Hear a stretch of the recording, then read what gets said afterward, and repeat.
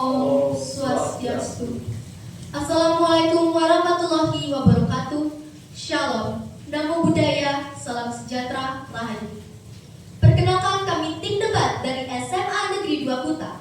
Saya Karunia Ananda Isawasya selaku Ketua Tim dan Pembicara 1, Ikade Angga Sudana Putra selaku Pembicara kedua, dan Imade Arya Dharma Satria selaku Pembicara ketiga.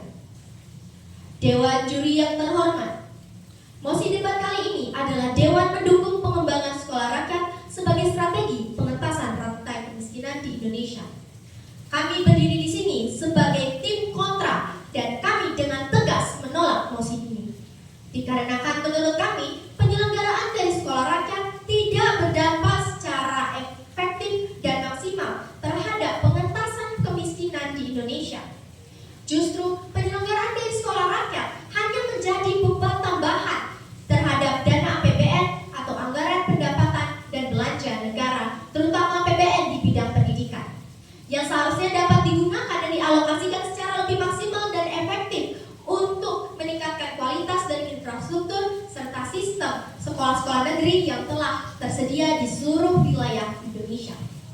Pada tahun 2025, terdapat 11 program unggulan atau program prioritas yang dikeluarkan oleh Bapak Presiden Prabowo Subianto yang menelan dana APBN sebesar 446,24 triliun rupiah dan sebesar 11,6 triliun rupiah digunakan untuk salah satu programnya, yaitu program sekolah rakyat. Pada tahun 2026, APBN yang akan dianggarkan untuk pendidikan adalah sebesar 757,8 triliun rupiah, di mana sebesar 24,9 triliun rupiah akan digunakan untuk sekolah rakyat. Mengapa beban APBN untuk sekolah rakyat yang sangat amat besar ini tidak dialihkan saja ke dalam dana anggaran bantuan operasional sekolah atau dana BOS, sehingga dapat digunakan secara lebih efektif dan maksimal tentunya untuk meningkatkan kualitas, kapasitas, serta fasilitas dari sekolah-sekolah negeri yang telah ada dan terbangun di seluruh wilayah Indonesia. Mengingat juga bahwa masih banyak sekolah negeri yang tidak memiliki kualitas yang baik dikarenakan kurangnya fasilitas dan pengembangan sesuai zaman, sehingga nantinya sekolah-sekolah negeri yang dibenahi yang terus dikembangkan inilah yang justru seharusnya digunakan untuk menempatkan anak-anak gelandangan agar mereka bisa melanjutkan pendidikan mereka. Selain itu, masih sangat banyak berita yang beredar yang menunjukkan bahwa banyak sekolah negeri di Indonesia tidak dapat melaksanakan kegiatan belajar dan mengajar mereka secara efektif dan maksimal dikarenakan kekurangan murid. Hal ini menunjukkan bahwa distribusi kurang merata terhadap peserta didik di seluruh wilayah dan sekolah di Indonesia. Sehingga dua poin tersebut semakin mendukung bahwa sebenarnya peningkatan kualitas dari pendidikan dan juga sumber daya manusia di Indonesia seharusnya dilakukan dengan memanfaatkan secara lebih maksimal dan melakukan pengembangan yang lebih utuh terhadap sekolah-sekolah negeri yang ada di seluruh wilayah Indonesia. Selanjutnya, pengentasan kemiskinan di Indonesia seharusnya dilakukan bukan dengan membuat sekolah rakyat, melainkan dengan mengalihkan dana yang digunakan untuk sekolah rakyat tersebut dan membaginya menjadi dua bagian, yaitu pertama ke dalam dana BOS untuk meningkatkan kualitas dari pendidikan Indonesia sebagaimana telah saya jelaskan sebelumnya, dan kedua digunakan untuk membangun dan menciptakan lapangan kerja baru yang lebih strategis dan berkualitas bagi penduduk Indonesia yang sudah melewati batas umur untuk melaksanakan kegiatan belajar di sekolah.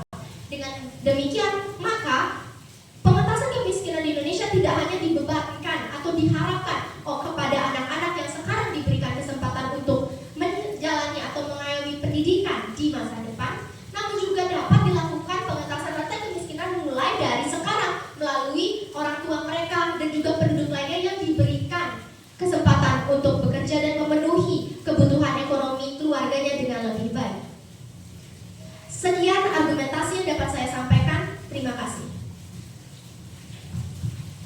Baik, terima kasih atas sanggahannya dari tim Pro. Izinkan tim kami merespon sanggahan tadi. Tim Pro mengatakan belum ada sistem di sekolah negeri yang memadai untuk menampung anak-anak gelandangan ini. Oleh karena itu, solusi yang tepat bukanlah dengan cara menyelenggarakan sekolah rakyat, melainkan dengan cara memperbaiki sistem yang sudah ada di sekolah negeri dengan menggunakan dana PBN yang sebelumnya diperuntukkan untuk sekolah rakyat, lebih baik dialokasikan ke dalam dana bantuan operasional sekolah. Dan juga banyak sekolah-sekolah negeri yang masih kekurangan murid, sehingga memasukkan anak-anak gelandangan ke dalam sekolah-sekolah tersebut akan jauh lebih efektif dan lebih hemat anggaran jika dibandingkan kita menyelenggarakan sekolah rakyat yang dimana itu hanya akan menjadikan beban APBN ke depannya. Mengenai anggaran, Timpro sempat menyinggung untuk sekolah rakyat, anggaran yang diturunkan oleh pemerintah hanya sebesar 3,3% dari total anggaran pendidikan tahun 2026.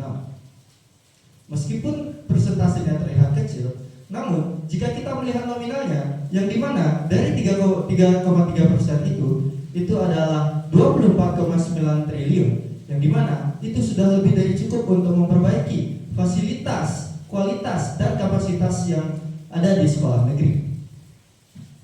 Dengan demikian, menyelenggarakan sekolah rakyat tidaklah efektif. Pemerintah sebaiknya memaksimalkan sekolah-sekolah negeri yang sudah ada daripada harus membangun sekolah rakyat ini. Dan juga anggaran tersebut bisa diperuntukkan untuk membangun lapangan pekerjaan yang dimana itu akan jauh lebih berdampak secara langsung dalam hal pengentasan kemiskinan daripada harus membangun sekolah baru, yaitu sekolah rakyat itu sendiri, yang dimana hanya akan menambah beban APBN dalam jangka panjang. Sekian argumentasi dari saya. Terima kasih.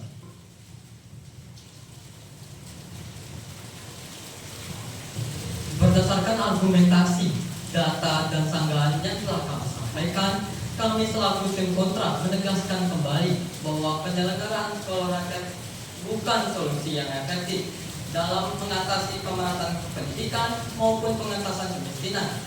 Program ini justru hanya menambah beban anggaran negara yang seharusnya dana tersebut lebih bermanfaat jika dialokasikan ke dalam dana BOS untuk meningkatkan fasilitas tenaga pengajar maupun murid.